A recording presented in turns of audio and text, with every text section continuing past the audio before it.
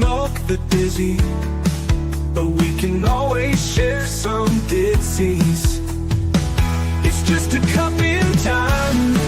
This song doesn't have to rhyme. Life's all of us, not every moment we can be feeling fine.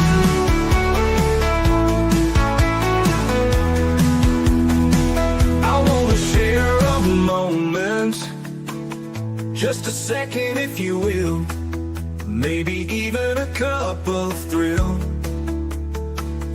We could share this performance. It's tea time, come sit with me.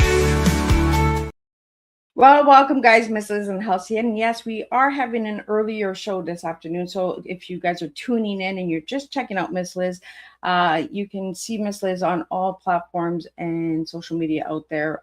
What we do is we serve tea, but we don't serve a beverage. We serve storytelling and words. And today I have an incredible returning guest who has been on Teatime 2 prior times before. So this is his third time. So we're going to dig deeper into his tea. And his tea today is career, screenwriting, and future. That's the tea we'll be serving today. But before we get started, you guys know how Miss Liz works. Get everybody over to the social media platforms, Facebook, YouTube, LinkedIn,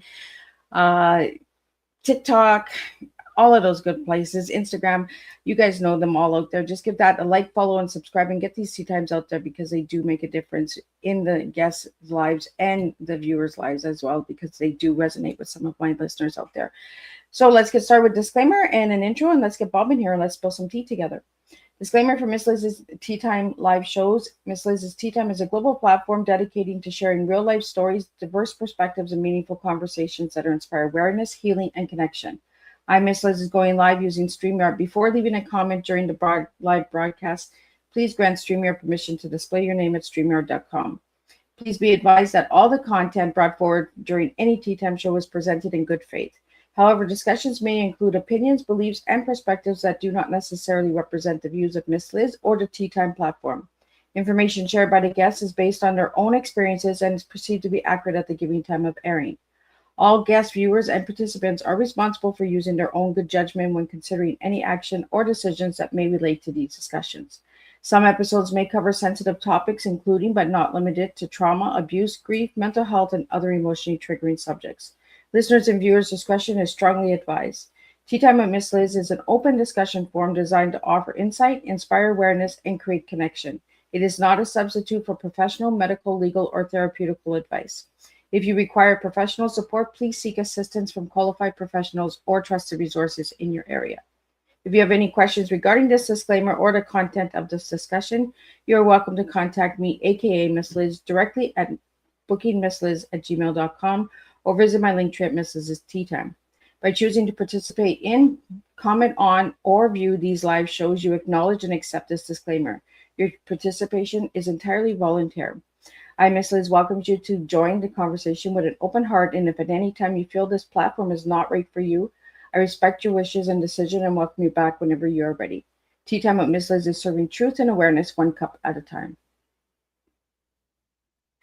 Well, welcome to Teatime this afternoon, where resilience meets storytelling and every cup is filled with lived experience. Today, we welcome back a familiar voice, a man whose microphone has captured decades of history and humanity. Bob Brill is an award-winning journalist, author, and screenwriter whose career spans more than 50 years behind the headlines. From the streets of Los Angeles to the newsrooms that shaped our world, Bob has covered the triumphs, tragedies, and turning points that define modern America.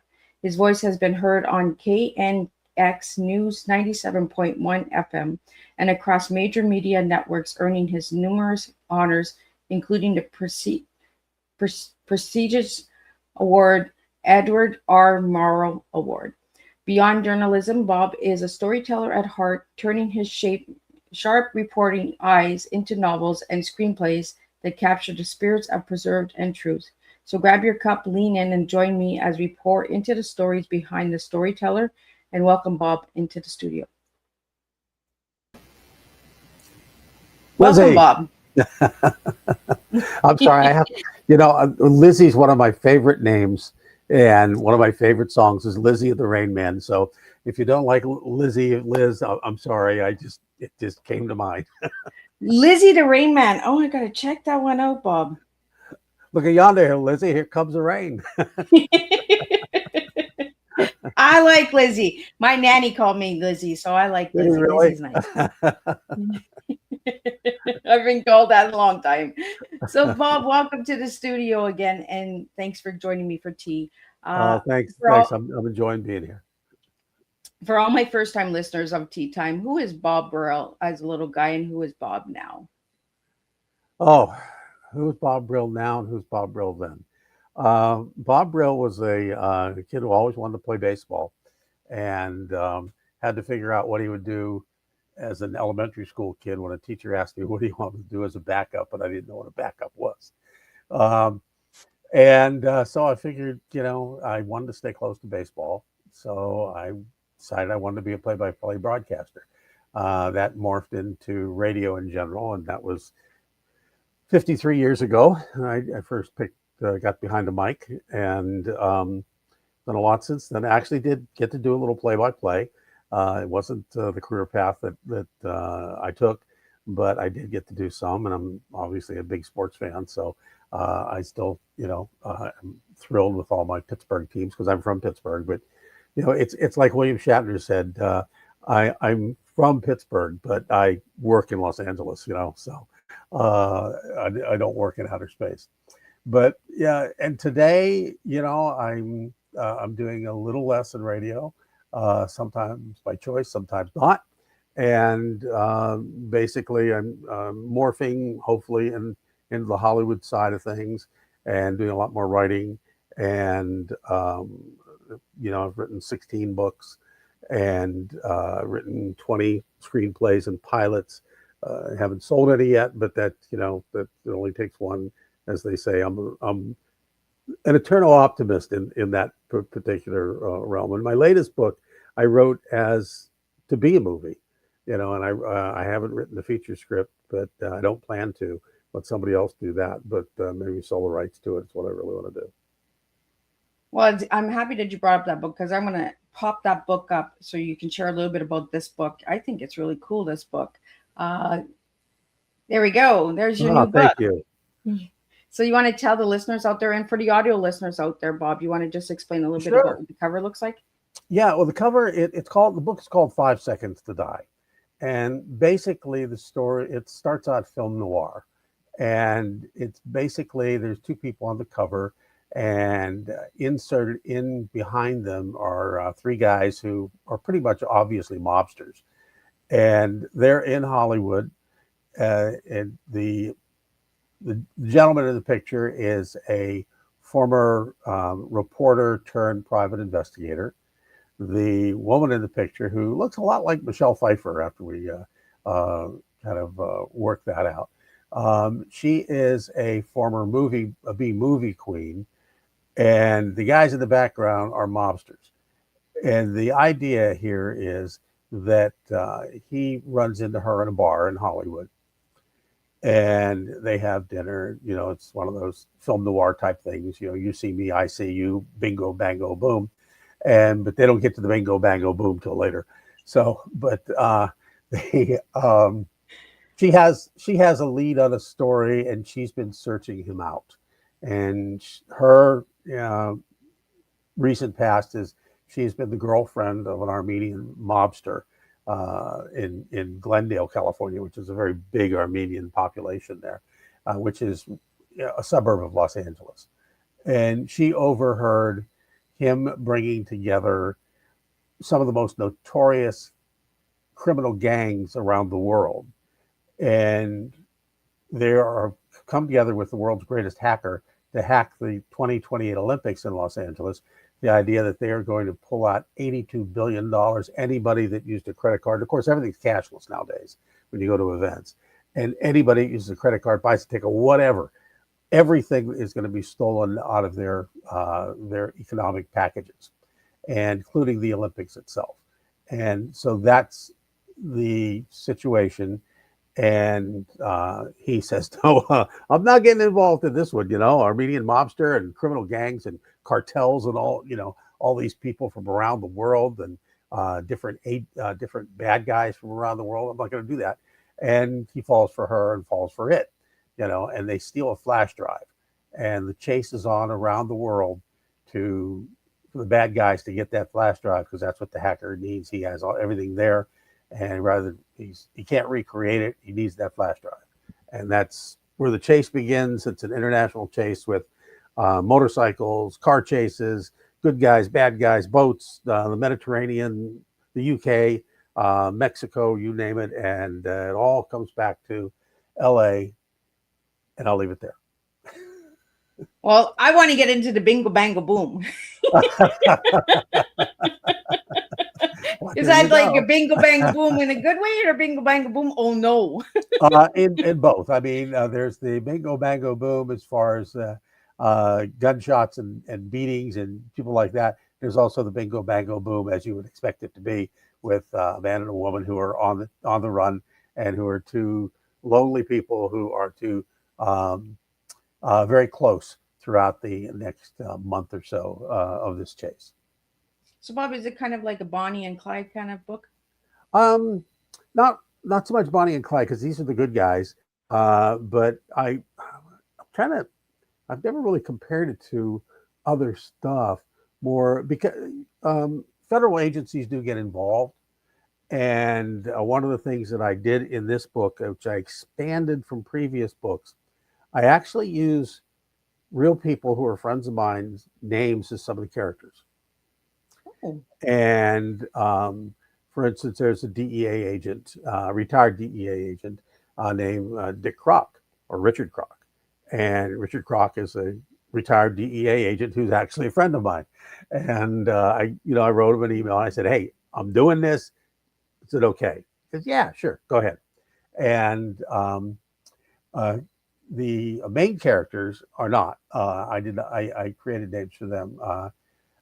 Casey Odell is the main good guy, and the name translates to one of my ancestral homes in Italy, where my family is from.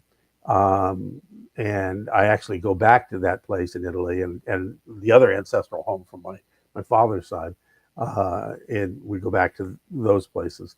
And there's several other characters. My best friend growing up, Marty Aproyan, who is Armenian, by the way, runs a donut shop that is a front for the mob. So, I got his permission to do that. And I've enjoyed doing that in the last couple of books. In the last Western I did, I used one of the bad guys who gets killed is my brother-in-law. So, and Did you get him out or what? I didn't ask his permission ahead of time, but I told him, I said, "I'm going to give you the book. Turn to page 182 or whatever it is." And he goes, and he starts laughing, and he appreciated it. It was really a fun. It's like most people I go out and ask, and just to make sure, because it gives them. My feeling is this: first of all, it gives me a little incentive, and also maybe a little insight to a character. But for them, it's like I'm in a book. I'm in the newspaper, and I've been all my professional life. I've been in media, so I'm out there.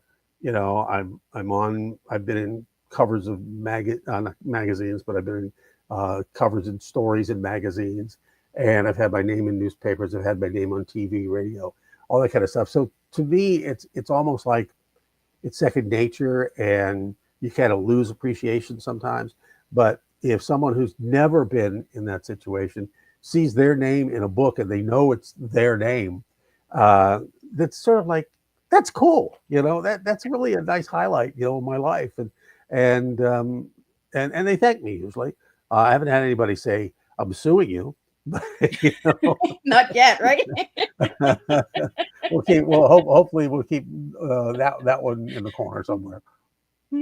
So, Bob, you put your brother. I believe the last time you were on Teatime, we talked about Lancer, right? Yes. And that's the one you put your brother-in-law in. Yes. The latest Lancer. That is the Virginia City affair. That's a book number 7 in the Lancer series. Wow. So how long did it take you to write this book? Couple of months, to get the first draft. I write pretty quick. I try to write. When I start writing, I may write 12, 15, 20 pages in a sitting.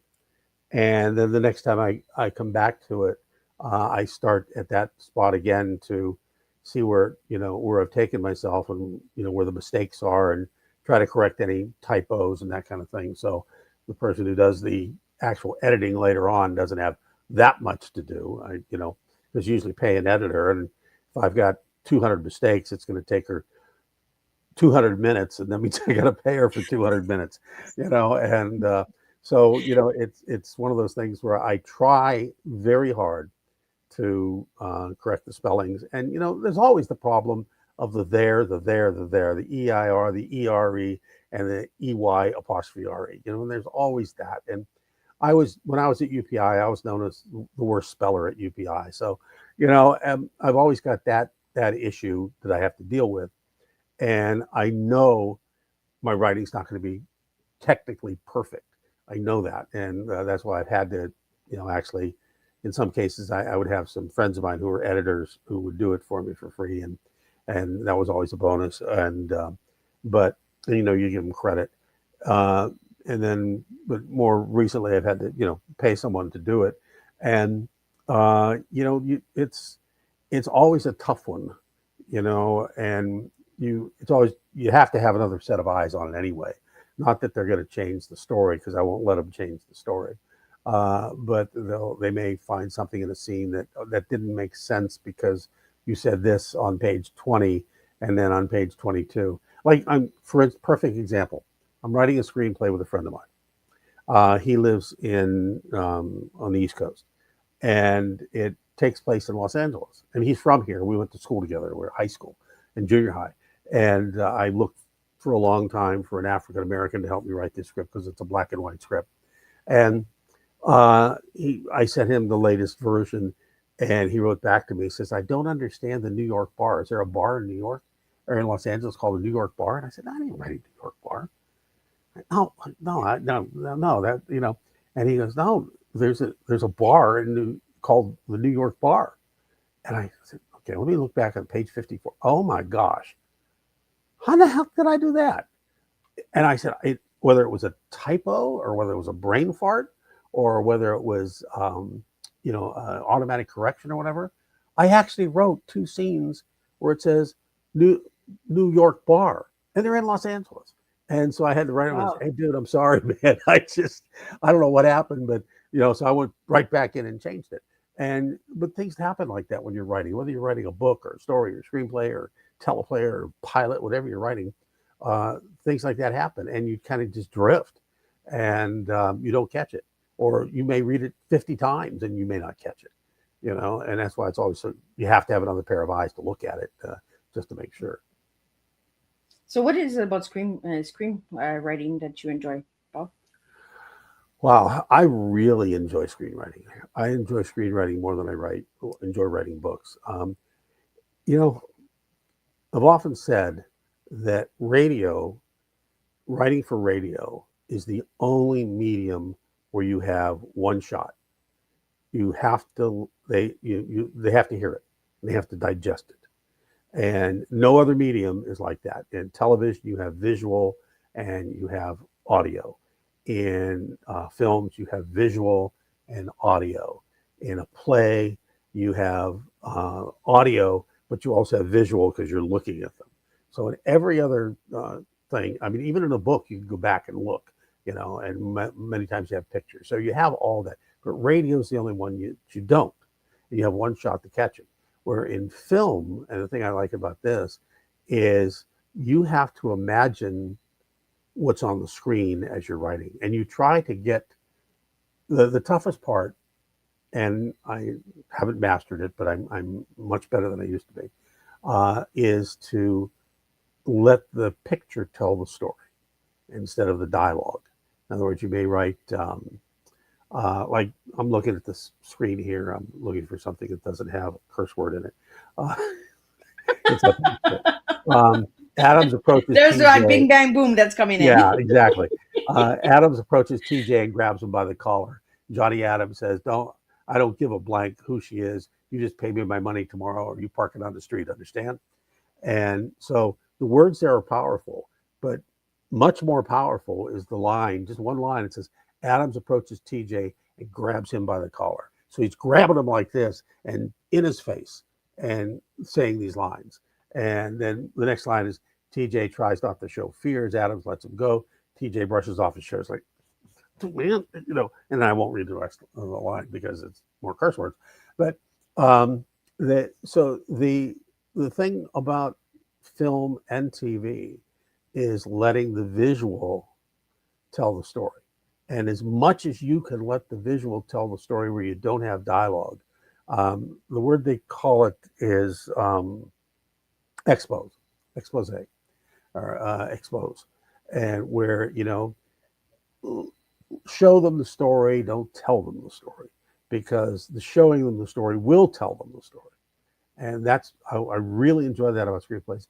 Plus the fact that a feature film is usually only 90 pages, or a book you may write 300, and you've got, in a book, you've got to give them so much more description, and you have to be, in both of you have to be very careful about where you're at, not, skipping over something. You have to tell them the story. But it's, a bar fight may take 15 seconds of writing, but a bar fight on screen may take 3 minutes, and so that you have to adjust that in there. I really enjoy screenwriting more than probably any kind of other writing I do. I don't, because I work at an all news station. I don't at the moment do any editorial stuff, like well, I do write a blog, but that's a baseball blog. But I don't write any stuff about politics, which I'm very opinionated on. But I don't do that because I can't. If somebody sees what I wrote online or something, I have to be very careful what I write online. Where I take one political position, my bosses will jump all over me. No, you can't do that. You're supposed to be unbiased, and you are unbiased on the air and what you write for your job and everything, and because that's what you do, and you have to be very careful about that too. So I don't do much writing online, not hardly at all. So Bob, you did slide that baseball in there as that little boy. You're doing the blog baseball. Yeah, I haven't written much on it lately. I've just been too busy. But for 6 years, every week, I was maybe 7 years now. No, I think it's 8 years. Wow. Yeah, I think the years go by fast. Like we're already in December. Especially when you hit 50, they just, they slide into like 60 and 70 pretty quick. It's called Baseball in the 1960s. And that's what it is, baseballinthe1960s.com. And basically, to me, my favorite era, and maybe it's because I grew up at that time and I had so much knowledge of baseball at that time and players in Major League Baseball and played baseball. It was the 1960s. I love the 1960s. I mean, I love all eras of baseball. The older eras going back to the early 1900s and even 1885 compared to the 80s and 90s, which were just a blur. So it basically, I write a story about something that happened in the 60s. Could be a game, could be a season, could be a player. A lot of times it's a game, that something happened in a particular game, and which is easy enough to research now because of a site called baseballreference.com, which I use a lot. And so that is a lot of fun. And I do a trivia question every week. And I used to give out prizes for it, but I had to stop doing that. I see if $10 Starbucks go, but it's a fun column to write.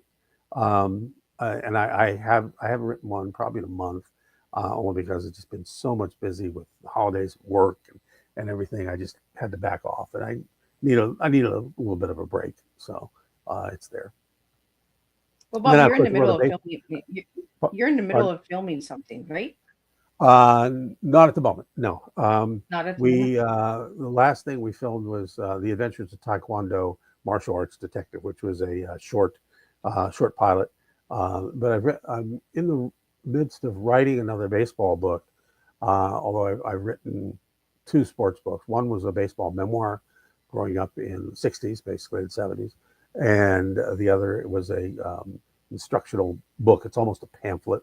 And now I'm writing one based on the changes in Major League Baseball over the last 20 years.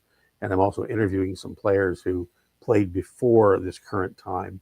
I've interviewed 4 or 5 to date of people that were in the 60s and 70s and 80s who talking about those changes. And even one current broadcaster who was a Major League player back in the 80s talking about those changes. And we really kind of got in depth. It's very fascinating because Major League Baseball, like the NFL, has changed so drastically just over the last 10 years that it's a lot of fun. But yeah, the last thing we filmed, like, it was the pilot, and we're still, trying to. It's won a few nominations as far as film contests are concerned, film festivals. There's a lot of online film festivals now, and it's done pretty well. Even one of the songs we wrote has done pretty well. None of them have won, but they've been nominated or finished as semifinalists or things like that. So, but that one, it was a fun one to do. It's basically a martial arts comedy about a detective whose name is Tai Kwon-do, and he's a martial arts detective. And at the end, the main actor, Stan Vang, who's outstanding, who is a martial arts actor as well as a martial arts expert, we have him give like a 1-minute lesson in martial arts, and at the very end, aside from the video. So we shot the one, really liked it. It's gotten some interest, not anything that anybody has stepped up and said, hey, we want to finance that, or we want to shoot this, make it a regular series. But could happen. We're always optimistic.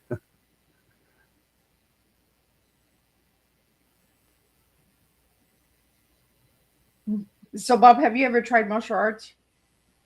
No, and I won't. Not at my current age, shall we say?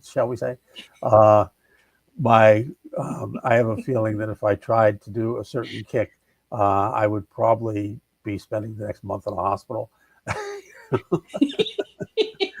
I'm not getting up from this.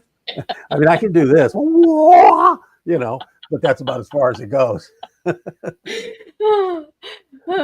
Well, you gave me the words career, screenwriting, and future for your tea, Bob. Tell me a little bit about those 3 words. Which ones were they again? Career, screenwriting, and future. Oh, yeah.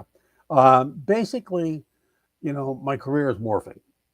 And to be honest, radio is and has changed super drastically over the last probably 10 to 15 years. But in the last year and a half, radio has just, while more people listen to radio, statistics show more people listen to radio now than they did 10 years ago in certain time frames, morning drive, afternoon drive. Radio itself has just shrunk. And part of that goes back to Ronald Reagan when he was president, eliminating basically the Radio Act of 1934, and then Bill Clinton allowing the consolidation of radio companies to have more than 5 radio stations. Now you can own 1,000 radio stations. And so the bean counters who run radio stations generally morph. And one of the things they do is cut people. And now with the internet and AI and all that's happening with that, I mean, in Japan, they're doing AI TV newscasts, where it's not a real person, and that's going to happen at some point. And, you don't have to have a live body anymore. And with the advent of with the technology, our business is shrinking drastically.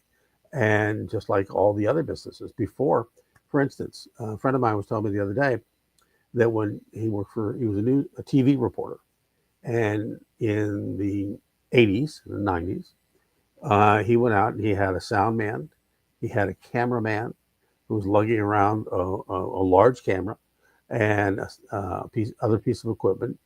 They took time, they had to set everything up. And so it was a reporter, a sound man, a cameraman, and usually a driver. Okay, so you had 4 people. Today, it's a one-man crew who's out with an iPhone. You know, I Wow. mean, you can do it that way. You know, but now it's usually a one-man crew with a handheld. You know, and that's it.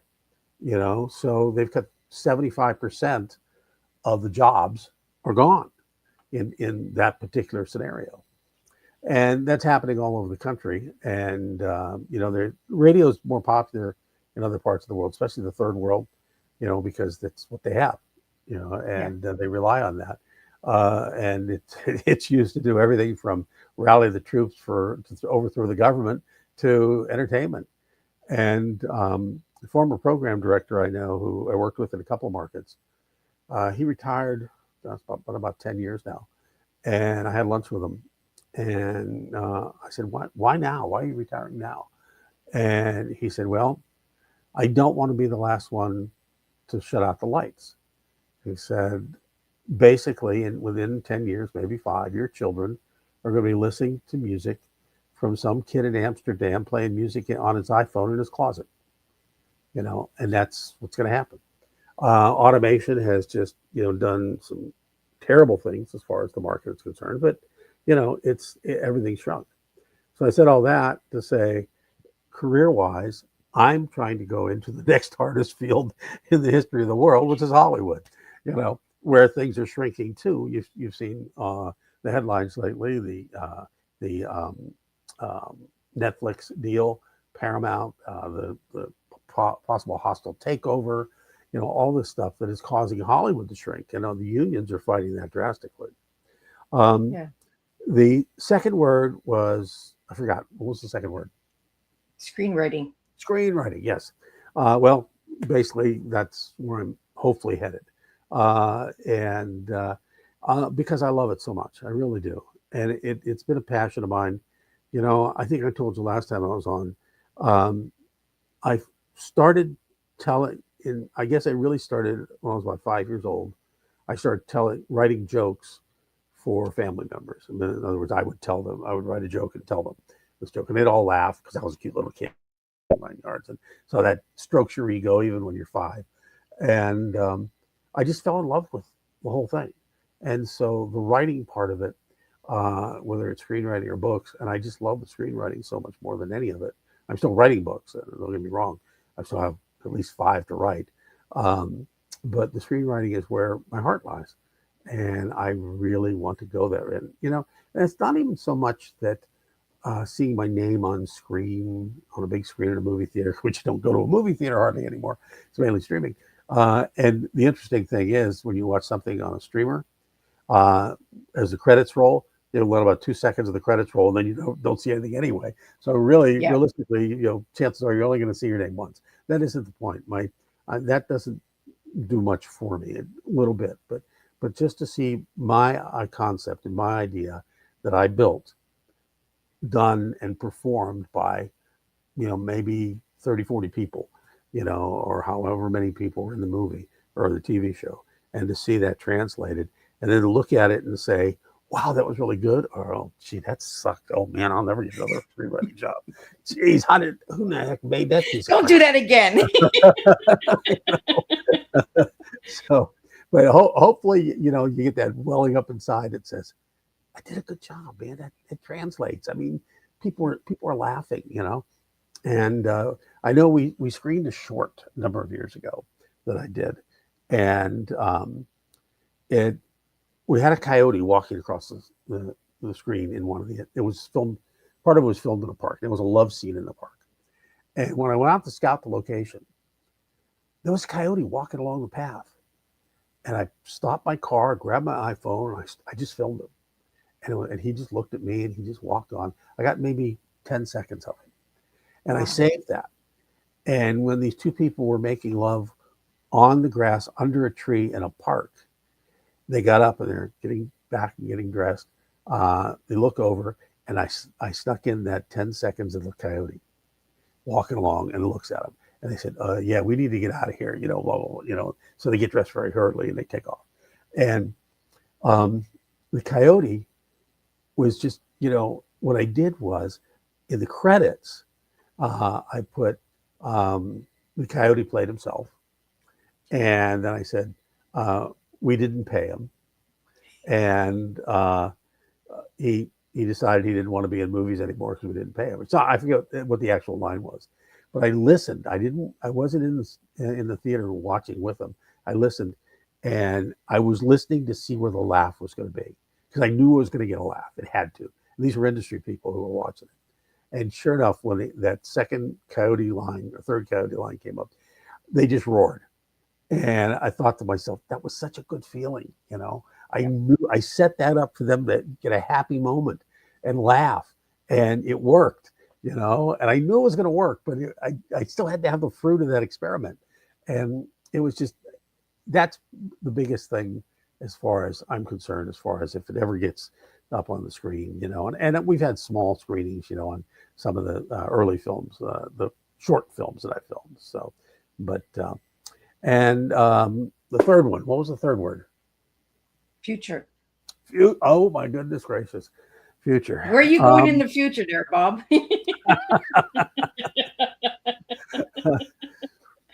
The future. Well, you know, I hope the future is another 48 years. That's my goal. People are saying, yeah, right, you're crazy. You know, but I look at it this way. My goal has always been to live to 120. And I'm serious, I really am. And I look at it this way, that with technology today, I mean, I don't want to have a tube down my throat and vegging. No, that's not the point. But having a meaningful life at 120. And with technology today, that's not far-fetched. We're improving the technology and the health stuff and day by day. And we may get some regeneration stuff. I don't know. There's all kinds of theories. I mean, who thought we were going to go to the moon in 1948, you know? And that was like 20 years later, we went to the moon, 21 years later. So anyway, I'm thinking, okay, today, it seems like if you're 70 or if you're 80, it's like you're 70. And if you're 90, it's like maybe you're 75, you know, and I'm seeing people living longer and stuff. And if you're 100, it's like 90. And in 20 years, 120 is going to be like 100. And if I'm 100 years old and if I'm, you know, whatever, I can live another 20 years. You know, now my plan is to make it, you know, and if I make 120, I'll check out, you know, and I'm done. I'm out of here. Yeah, unless I'm really going strong, you know, I mean, you know, maybe I'm my fifth wife by that time. I don't know, but We just never know what's coming, right? With the future, like you don't, you know, and with the way things are so rapidly moving, I mean, you know, maybe I'll be an avatar. Maybe I'll be an AI. You know, I don't know. Maybe 20 years from now, you and I will be sitting here, or 40 years from now, you and I will be sitting here talking, and we'll look 20 years younger than we do now. You know? I'll take it. I will too. You know, I mean, you know, it's Well, you're saying 10 to 15 years back, so I'm 51, so I could be 41. I go back to 41. Yeah, you know. You know, yesterday I shaved off my beard, and you had a beard. I grow a beard occasionally, and I just mainly it's when I get lazy, and I just don't, you know, and I'm not having meetings or anything. If I go to a meeting, I look like this, you know, but you know, you just get lazy sometimes, and I've got a full beard, and it comes out very white. It comes out that kind of white, you know, and you know, I told my wife, I said, you know, should I play Santa Claus for the grandkids? I've got my Santa hat, you know, and she goes, no, they're going to know it's pop-up. I said, yeah, well, that's kind of the point, you know. And so I just decided, I said, you know what? Maintaining a beard is a lot more work than maintaining shaved. And, you know, to me, it's like there's actually a difference of 10 years. If you look at me with a full beard, I look 10 years older. And I told somebody the other day, I said, age is just a number, yes, but shave is 10 years difference, you know? And so I literally, if you'd have seen me with a beard, and I knew we were going to do this today, so I shaved yesterday. I didn't get Santa Claus. I've got pictures, but I won't show you on here. Well, you would be the third Santa Claus I know, because I've had Santa Claus on Tea Time, and then I have another person that does Santa Claus. So, Uh-huh. I'm a big girl for Santa Claus. Like, I'm on the naughty list and the good list sometimes. Well, the naughty list is the place to be, depending on where your head's at. So, Well, Bob, I want to talk about your short film called Sundown. yes, Let's talk about that a little bit. Sundown is probably, of the 5 short films and a documentary that I've done, Sundown is probably the one I'm most proud of. Sundown is actually based on a Marty Robbins song called Sundown. And Good singer. basically, yeah, and I knew I didn't have the funds to film a full-length feature, but I knew I could do a short. And we paid all the actors and the camera crew, and my good friend, actor and producer, Ed Gus, filmed it. I I wasn't supposed to play a role, but there are 1, 2, 3, 4 characters, 5 characters, 5 characters, yeah. And I had the 4 characters set, and the 5th one was the bartender. Kept bailing. I'd get somebody, no, I can't do it. No, I can't do it. No. And it was like 3 or 4 hours. I said, just screw it. I'll do it myself. It's a small role. Well, they're all small roles in the short, but I guess it was a pretty substantial role, actually. And basically, there's a sheriff in town, an aging sheriff. He's going to retire tomorrow. And he was known as the fastest gun in the West. And there's a bad guy, a villain by the name, who goes by the name Sundown. And Sundown is, his goal is to be the fastest gun in the West. And the only way he can do that is to eliminate the others. And he's pretty much done that.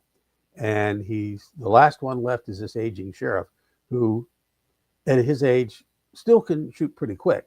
But, comparatively, he's not the fastest gun in the West that he used to be. And Sundown comes to town, and he announces he's going to kill the sheriff. And he better be out on the street tomorrow at 10 o'clock, because it's going to be a showdown.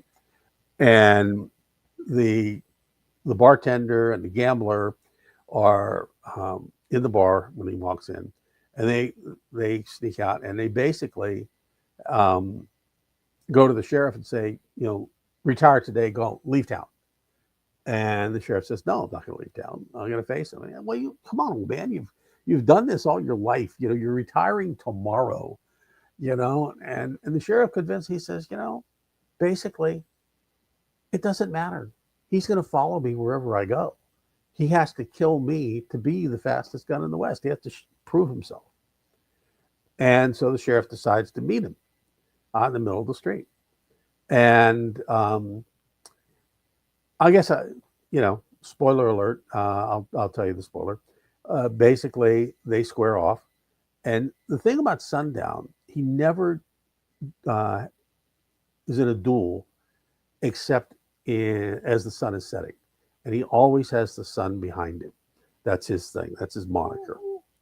And so he's basically, whoever he's facing has the sun in their eyes. And, that's an advantage for him. And so they square off, and the sheriff is talking. And Sundown says, I don't want to hear you talk. Come on, let's do battle. He goes, no, man. In a couple of minutes here, one of us is going to be dead and never be able to talk again. So I want to talk. And so they start talking. He gets them to yell. He gets them to talk loud. And the 2 guys, the bartender and the gambler, are off behind a building, looking out of the side, saying, what's he doing? And my character, the bartender, says, he's getting his bearings. And the other guy says, oh yeah, smart. So they do the duel, and Sundown is killed. The sheriff kills him. And the 2 guys come out and lead the sheriff off. And you see in the credits, the sheriff was blind. Oh, So the sun didn't affect him, but he had to get his bearings to know where sundown was, where the killer was. And so the blind sheriff kills the other guy, and because sundown didn't know he was blind, and the sun behind him didn't help him. He didn't have that advantage, but he had to know where, had to get him talking so he could figure out where he was and where he was going to shoot. And that's wow. sundown. And it was the most fun of the films that I shot to do, and it's on YouTube along with my other shorts. And then we did a documentary on the 1971 Somar earthquake, because that's my event. Watch I Watch was really good. You did an awesome job on that one. Thank you. We really kind of lucked out on that with the footage, because we checked with the government, and all the footage from a documentary that they shot shortly after the earthquake was public domain. So we could use all of it. And we used pretty much all of it. And then there was the hang gliding scene. We got permission. Somar is we looked to the future as far as what is happening in Somar. And all the interviews were free, because they were all friends of mine from high school, and then of course the fire department guys and the geologists. And the cool thing about that was we had a scientist, geologist from USGS, and she basically said this was the most important seismic event in the United States ever, more than San Francisco, more than Northridge, more than any others, because it set the tone. They learned so much from the Somar earthquake that laws were changed, and so many things were different. So thank you, I appreciate that. That was it was a heartfelt project that I probably thought about 10 minutes after the earthquake happened. So, but yeah, so. No, I think I checked it out after we were done that Teatime that night. I was like, I'm going to go check this out. And you did a really good job on that one. Thank you. Yeah, that's on Amazon Prime, and it's also on Tubi. If you don't mind, that's where I watched it. I watched it on Tubi. Yeah. Tubi, you can watch it for free if you don't mind watching commercials. Amazon Prime, I think it's like $3.99 or something like that. So, and then we did the podcast for the Paddy Wagon story, the Major League Stripper, and which is one of my passion stories. So, but yeah, we've done. I think back sometimes we've done a lot, and it's like, okay, wait for that next step. It's got to be the next step. Where you get paid. Where's the paycheck coming? As I get older, that's a little bit more important now. Right? It's like, where's the money? Show me the money. Yep. You and Tom Cruise. So, Bob, you've been in the radio since 1972. What drew you into it? What was like the first thing that was like, I'm doing radio? Actually, in the 5th grade, when I had a teacher, we had to do a thing on, what we wanted to do in life. And I wanted to play baseball, and she goes, well, what do you do as a backup? And I said, well, I don't know what's a backup. And she said, well, something if you don't make it. And I said, okay, well, I'd want to stay near baseball, so I wanted to do play-by-play. And that was my goal. And then, then life goes on, you go through high school and all those things. And that was kind of in the back of my mind. And when I realized I wasn't going to play baseball, I had to kind of get serious. And in my junior year in high school, I saw an ad for Career Academy School of Broadcasting in LA. And so I sent them a letter to apply. And they sent me a nice letter back saying, we can't talk to you because you're still in high school. We have to wait till you, in your senior year at least. And so I just forgot about it. And then a year later, I got a letter from them saying, you were interested, and we're interested. This is our plan. This is what we do. And I said, I had registered to go to college at what is now Cal State Northridge, but at the time it was San Fernando Valley State College. And I had one class just to keep my registration. and it was a history of broadcasting with Peter Stern of ABC. It was a Monday night. I remember that, because I remember one night we were in class and I was listening to the Monday Night Football in my earbuds. And when I took the earbuds out, he said, "Okay, what was this final score?" You know, so yeah. Oh, okay, gotcha. But anyway, so the class was 4 months. It was radio training. It was $1,000. We took out a student loan. My student loan was 3 years and $33 a month. Wow. Okay, and which I eventually paid off finally. My car payment was 35. So I mean, between the two, I just had to make 70 bucks a month or 80 bucks a month. And so I went to the class. I did it. Graduated from the class, and I had a choice. I could either try to go to work and get a job, or I could spend 4 years in college and take all sorts of other classes that didn't have anything to do with radio and spend thousands of dollars. And my parents weren't rich. My parents were working still. My mom was a stay-at-home mom, and my dad was a milkman, a home delivery milkman. And I couldn't put that burden on them. And I didn't want to do student loans, although I would have had to. And so I said, well, let's try to go to work. And basically, long story short, within my dad had enough from his Sylmar earthquake money, SBA money, left over to give me $1,300 to buy a Volkswagen van. And I had $600 in cash that and I would just drive. I marked out within a broadcast yearbook every radio station that my current license at the time would allow me to work at, which were most radio stations, most small stations at the time. And I just planned out a map, and within 7 days, I found a job in Prescott, Arizona, and I was there 4 months. Came back to LA after I got fired there, and got a job at KVFM, which no longer exists, in Panorama City, which is a suburb of Los Angeles. And I went from making $2 an hour in Arizona to making $1.60 an hour here in Los Angeles at an FM non-union station. And exactly 1 year before that, I was working as a box boy at Country Cousins Market in a union gig, where I was a box boy making $1.62 an hour. And so I was making 2 cents more an hour or less an hour than I was in a grocery store. But I was in radio. I was a star, right?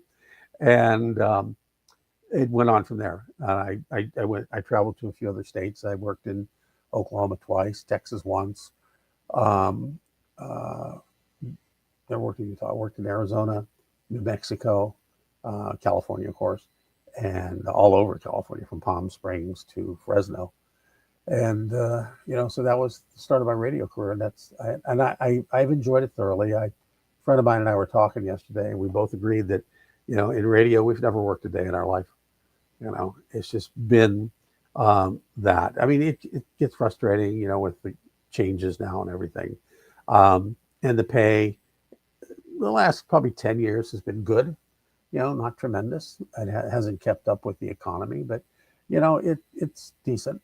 It's livable, and small markets, it's still not. You can't survive on what you make in a small market in radio today, especially if you have a family. And that's why a lot of people get out or don't get in, because it's sort of most people will tell you it's a dying field. As we discussed earlier, it has its challenges right now. So, but that's kind of why long story about getting into this field. Bob, who's your favorite baseball player? I want to go back to the baseball. Bill Mazeroski, hands down. Why? Bill Mazeroski is one of the nicest people you'd ever want to meet. I think he's 85 now, and he was second baseman for the Pittsburgh Pirates. That's a position I wanted to play. He hit the only Game 7 walk-off home run in the history of the World Series, the 1960 World Series. And I've interviewed him twice. And he is just a really nice man. And the last time I interviewed him, I took my two sons and we made arrangements to meet him he was signing autographs at the Anaheim Convention Center. and one weekend, and we made arrangements. It was the day Don Drysdale died. I'll never forget that. We made arrangements to go take him for drinks afterwards, and he was going to go out with some of the guys after that, so he couldn't go out to dinner. But we arranged to have drinks in the bar, and and he drinks vodka martinis, and he had 6 or 7 vodka martinis, and we just shot the breeze, and we just talked about sports and Pittsburgh and baseball and changes and families and stuff like that. And we got up to go. We were going to take a few pictures, and I already paid for him to sign stuff for me, and I would not have asked him to do it for free. And he's out there making a living, right? And he starts to whip out his credit card. And I said, "What are you doing?" And he says, "So I'm going to pay for the drinks." I said, "No, you're not." He goes, "Yeah, I said, "No, you're my hero. All the pleasure you've given me and everything over the years, you think I'm going to allow you to buy the drinks? Are you kidding me? No, hell no." And he goes, "Okay." Order me another one. so, I paid for the drinks, and we hugged and we took some pictures, and it was just a memory that I'm never going to forget. And it was just a great time. And I wanted to interview him for this article. We haven't been able to set it up through the Pirates organization, or this book I'm writing. And he is probably the most humble baseball player I've ever met. And I've met a lot of them. And even his colleagues. I interviewed Dick Rote for another who played shortstop opposite him in '60.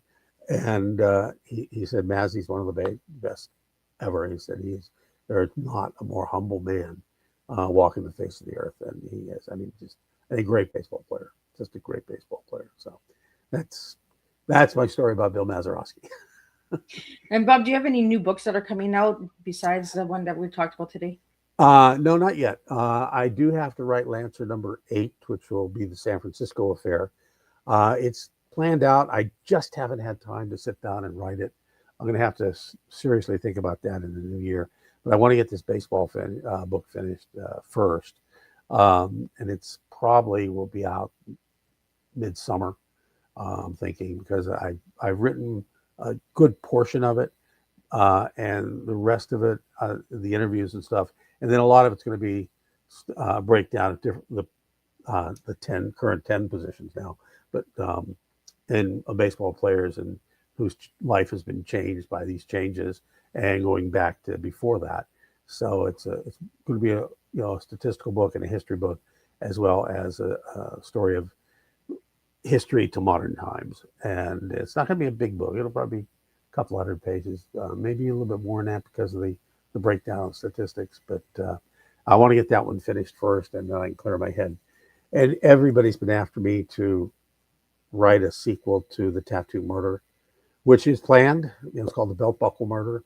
That is planned. That's a complicated book. That's a 300-page book, and that I need probably 6 months to 9 months. I don't think I'll need a year, but it'll take some time to make sure. Because first of all, I got to go back and read the first book, and remember all the things that my character did. That's one of the problems when you write a series, is you have to go back and refresh your mind. And with Lancer, I reveal a little bit more to Lancer's character. And in book number 10, which will be the final one, I'll reveal the whole thing about his past. But I got to go back and find out, what did I reveal already? And what didn't I reveal? And I can't speak out of turn. And I really need to find some Turkish Delight. My local store that carries Turkish Delight, because of the tariffs, it's a little Scottish lady that runs the Hare and the Hound, I think is what it's called. She runs a little British store, and she's the only one in our area that carries Turkish Delight. And of course, my character, Lancer, carries Turkish Delight in his saddlebags and uses it to woo women, but among other things. But and I stopped a couple of weeks ago at the store, and I said, "You're out of Turkish Delight?" She goes, he is. It's like this thick Scottish accent. She says that she's waiting for deliveries and she can't get it. I said, And I'm looking at her shelves, and the shelves are kind of not barren, but they're getting pretty close. I said, tariffs? She goes, hey, yeah, tariffs. It's hurt. I said, yeah, I get that. So, because everything she buys is from, overseas. And so went into I traditionally every year go into a Cost Plus, and I buy tons of stuff that I ship to my daughter and the grandkids in Texas every year around Thanksgiving, a big box, and I spend, $100 or so. And I walked in the store and it was like, bam, it was like tariffs hit me in the face because everything was 20% higher than the previous year. And it was just like, and of course, Cost Plus, everything is imported from somewhere around the world. None of it's made here. So it's like, oh my gosh. So, but that's getting into the political side. I don't want to go there. So, right? it tells you That's where I'm a at, whole but I don't new have to rabbit say hole. anymore. Well, Bob, if anybody wanted to find out more about you or your books, where could they reach in? And if for the audio listeners, if you could spell out your website. Sure. Easiest thing is if you're interested in books, bobbrillbooks.com. Simple. If you're a producer and are looking for screenplays, bobbrillfilms.com. Simple. And the simplest way that has links to those places and to my other stuff is bobbrill.com. BOBBRILL. Just very simple, just like you're looking on the screen here. Bobbrill.com. It's the easiest place to find me. And you can reach out to me there, email, whatever. Bob Brill Films is basically all my scripts, except for a couple that I'm still working on. The scripts, not the scripts themselves, but the synopsis of the summations. And Bob Brill Books, you can actually buy my books there. You can buy them on Amazon, and we've kind of a publisher has gone to what's called wide release. So less available on Amazon and more available in certain bookstores or online bookstores and things like that. So the easiest thing for me, if you just Google my name, if you forget bobbrill.com, if you Google my name, I usually come up like 15 of the top 20. And like I like to tell people, I'm not Bob Brill, the Oscar-winning set designer, the Tony-winning set designer too. I'm not Bob Brill, the lawyer. I'm not Bob Brill. There's another thing, and I'm definitely not Bob Brill, the bodybuilder. So that guy is just like, are you kidding me? You'll never confuse us. I got to go check him out now. Well, Bob, it was a pleasure having you back on Tea Time. I'm just going to do a wrap up of what Tea Time was today, and then we'll be back at 7 p.m. with the second Tea Time for tonight. Thank you, Lizzie. I always enjoy being here with you. And check out Lizzie and the Rain Man. I will. I'm going to check that out as soon as we wrap up. What a fascinating and heartfelt tea time, Bob. Thank you for reminding us that journalism at its best is an act of service, a way of witnessing truth and giving voice to the voiceless. You've shown us that every headline carries a heartbeat and every story has the power to shape understanding. Today's conversation reminded us that perseverance matters, whether behind a microphone, a camera, or a pen. The courage to keep showing up, to keep reporting, writing, and believing is what builds legacy. To everyone listening, may you leave this tea time inspired to tell your own story with honesty, to listen with empathy, and to remember that truth told with compassion still changes the world. Until we meet again, keep your cup full and your curiosity alive. And I'll see you guys all at 7 p.m. with the second tea time of today.